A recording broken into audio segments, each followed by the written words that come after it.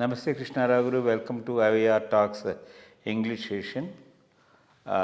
We have seen the rule of Trump, and it's getting completed in about next 1 year rule in about 10 days time, and that is 10 days time, but all these 12 months we have undergone a very, I think all over the world everyone felt that his administration was not conducive for development of trade relationships, even for that purpose, for people other than American citizens, it's a big testing and a warning for everyone. People are now thinking whether they should stick on to America or go and settle down in their own native places.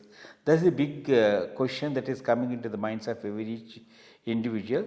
But one of the recent allegations by the external affairs person, Mr. Howard Lubnick, is that Trump has not called,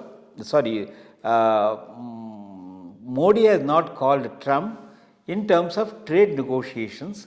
That was his allegation. But the Ministry of External Affairs already clarified that Trump has spoken more than 8 times with Trump regarding our trade relations.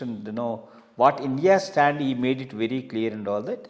In fact, we should really appreciate Modi for keeping the Indian economy going by giving a lot of even fillip to the industry and encouraging people to do more production, cutting the things and all that. So, in this scenario, what do you think is going to be the outcome or the statement made by him and counter statement given by the Ministry of External Affairs about Trump's relations with Modi or Modi's relationship with the USA by talking to Trump? One thing, Trump is a maverick. He's unpredictable. First, most important thing is he's unpredictable. Which way he will react to what, nobody knows, except when his personal interests are involved. If Modi could have done what Pakistan president has done, or the air chief, army chief has done, of bribing his family, giving contracts to his people, maybe then everything would have been settled. That's what the Pakistan establishment has done and bought peace with Trump. When you are not willing to do it, second, he is holding a grudge against Modi that he has not acknowledged his contribution to Indo-Pak war settlement or that conflict settlement and coming to an end. He expected, just like that president of the army chief and the prime minister of Pakistan, Narendra Modi would also accept it and nominate his name for Nobel Prize so that he could get the Nobel Prize. If Modi has done it, maybe interest would have been served, but he would have become very, very unpopular within the country because American hegemony is something that Indians will never accept. So Modi has done the right thing politically by not accepting that. Any number of times he claims he has played an important role in this conflict. Modi just kept silent. He has not acknowledged.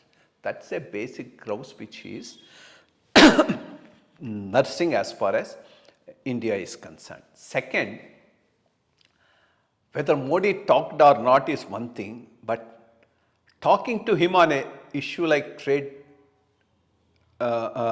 deal will also not be a wise thing because next day he will blurt it out the way he wants it. He would say, Modi rang me up, he prostrated before me and told you do whatever you want, I am your servant, and that type of thing he can speak. And then you can't keep on refuting the statements of President of America.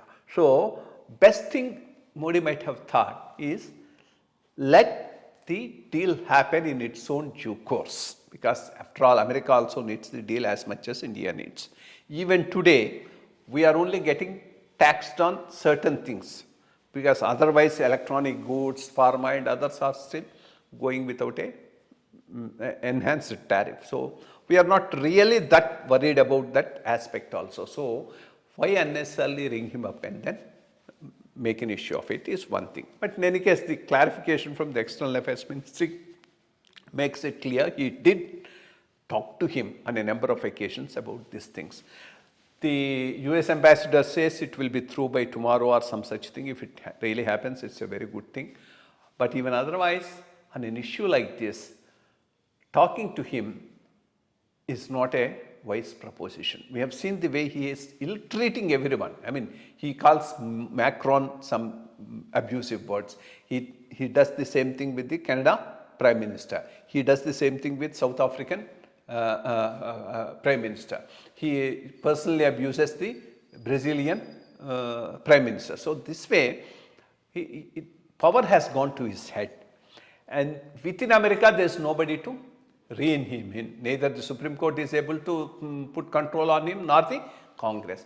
So as it is, best thing is lie low and don't react to him. That's the best way of dealing with him, and that's the way Modi is dealing with him. That's the right way of approaching this person who looks to be mad.